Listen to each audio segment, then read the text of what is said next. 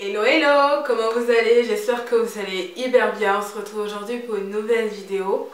À la base, je voulais appeler cette vidéo là les trucs chelous en Côte d'Ivoire parce que j'avais vu une vidéo de la youtubeuse Sandria 26 France, je crois qu'elle s'appelle comme ça sur YouTube, bref je sais plus. Et du coup je me suis dit que ça aurait été intéressant de faire la même chose. Sauf que finalement je me suis dit non, si je dis des trucs chelous ça donnera pas envie aux gens de partir en Côte d'Ivoire. Donc finalement j'ai décidé d'appeler cette vidéo là, le titre en anglais, mais ça veut tout simplement dire pourquoi vous avez besoin de devenir ivoirien. C'est une vidéo assez humoristique et tout, j'espère qu'elle vous plaira. Tout simplement, donc sans plus tarder, première raison pour laquelle vous avez besoin de devenir ivoirien, c'est que déjà en Côte d'Ivoire, ce qui est cool, c'est que on peut s'arranger dans toutes les circonstances. En gros, dès que vous arrivez à l'aéroport, que vous voulez prendre un taxi pour partir chez vous, vous pouvez toujours, comme on dit chez nous, juger le prix. Ça veut dire quoi? Ça veut dire, tu peux dire au taximètre, c'est comme ça qu'on dit chez nous, au taximètre, mon frère, 1500, cocody, 1500. Donc il va vouloir parler, après tu dis bon, 1700, dernier prix, 1700, pardon. Il a dit ok c'est bon, on peut s'arranger partout, au marché, pareil, dans toutes les circonstances, tu peux toujours, comme on dit là, tu peux toujours manager. Ensuite, deuxième raison pour laquelle vous avez besoin d'être ivoirien et tout, c'est que en fait, nous on prend tout pour rire, on prend tout pour rire et là, vous avez dû le constater si vous suivez l'humoriste qui s'appelle Observateur Eben. Et cette vidéo a fait un buzz sur internet et tout. Et je crois que même maintenant il travaille à Touche pas à il est chroniqueur à Touche pas à mon poste. En fait c'est une vidéo dans laquelle le gars il s'adressait aux terroristes en disant qu'il n'en avait rien à foutre et tout ça. En fait nous on prend tout pour rire, tout pour rire. On rigole de tout, un truc de malade. Des fois tu t'assois, tu regardes, tu te dis mais comment ça se fait qu'un peuple comme ça, même dans le drame, on trouve un moyen de rigoler. Et ça c'est l'une des forces de notre peuple, de notre esprit, de l'esprit ivoirien. C'est comme ça qu'on ne peut pas nous l'enlever. Ensuite, troisième point, c'est la nourriture. En fait, partout où tu vas, il y a au moins un truc que tu pourras acheter. Il y a la vendeuse de bananes braisées, il y a le vendeur de pain brochette et tout, il y a le garbaman, il y a tout, il y a tout, il y a tout. Il y a tout. Tu vas toujours trouver un endroit pour pouvoir manger. Et ce qui est cool en même temps, c'est que, en même temps c'est le quatrième point, c'est au niveau du voisinage. Moi ça m'avait choqué quand je suis arrivée.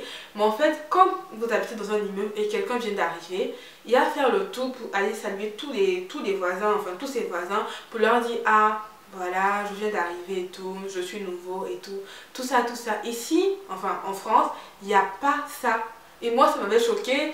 Et j'avais appelé mes parents pour leur dire mais je sais pas, mes voisins quand je les vois dans l'immeuble et tout, ils saluent pas tout le temps pour aller leur dire bonjour. Bon voilà, c'est un peu bizarre mais chez nous c'est comme ça, tu vas toujours saluer, ton voisinage pour leur dire ah je suis arrivée. Ensuite, autre chose concernant les Ivoiriens, il faut savoir que nous au niveau des fêtes religieuses, tout le monde fête les fêtes en même temps. C'est-à-dire pendant la Tabaski et le Ramadan, vous allez voir des chrétiens en tenue, en boubou et tout ça. Ils vont pas à la mosquée certes, mais ils fêtent. Il y en a même qui égorgent le mouton, tout ça. Et pendant la fête de Noël, bah en fait Noël également, on donne des cadeaux aux enfants. Enfin, c'est vraiment très communautaire. Il n'y a pas vraiment de distinction en tant que tel. Tout le monde se sent à la fois autant musulman que chrétien. Contrairement à ici où il y a vraiment un grand fossé entre la religion musulmane et la religion chrétienne. En Côte d'Ivoire, c'est carrément différent. Ensuite, il y a un truc que moi j'appelle le GPS humain. En gros, je me souviens quand j'étais petite, quand ma mère voulait indiquer notre maison à ses amis et tout pour venir à la maison, elle disait ah tu prends la route non bitumée là parce qu'il n'y a pas le GPS et tout. Enfin, je sais pas si maintenant il y en a mais à l'époque il n'y en avait pas. Tu prends la route non bitumée là, quand tu arrives à la fin de la route non bitumée là, tu vois il y a une cabine, il y a une vendeuse de bananes. Tu demandes c'est où, là chez la maman de Yacine ou bien chez la maman de... Et elle disait le nom qu'elle voulait, le prénom qu'elle voulait et tout. À chaque fois c'est comme ça. En Côte d'Ivoire, si tu veux te situer, tu vas toujours rencontrer quelqu'un qui va te dire ah voilà, il faut prendre cette route là et tout. Laisse ton histoire de GPS là, il n'y a même pas ça là-bas. Il n'y a pas ça du tout. Ensuite, autre chose, c'est au niveau du marché. moi ça m'avait également surprise quand je suis arrivée. Il n'y a pas de... En fait, il y a des centres commerciaux, on peut faire les courses et tout, mais en général tout le monde va au marché. C'est plus facile, c'est comme ici en fait les marchés, mais ici la majorité des personnes va... la majorité va au centre commercial faire les courses, tandis qu'en Côte d'Ivoire c'est carrément différent. Presque tout le monde va au marché pour faire les courses, c'est plus rentable, c'est plus économique et il faut dire que le supermarché ça coûte cher quand même. Ensuite, dernière chose que je voudrais aborder, c'est au niveau de la langue.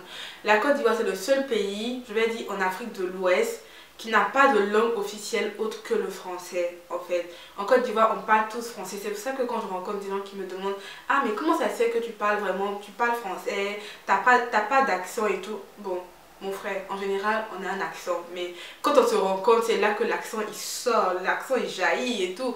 Mais quand on est en présence d'autres personnes et tout, on est, je parle comme je suis en train de parler là, voilà, on n'a que la langue, on n'a que le français. Mais sinon, on va dire pour s'intégrer aussi, il faut apprendre le djoula. Le djoula, en fait, c'est un peu comme, je crois, le malinké ou le bambara chez les Maliens et tout.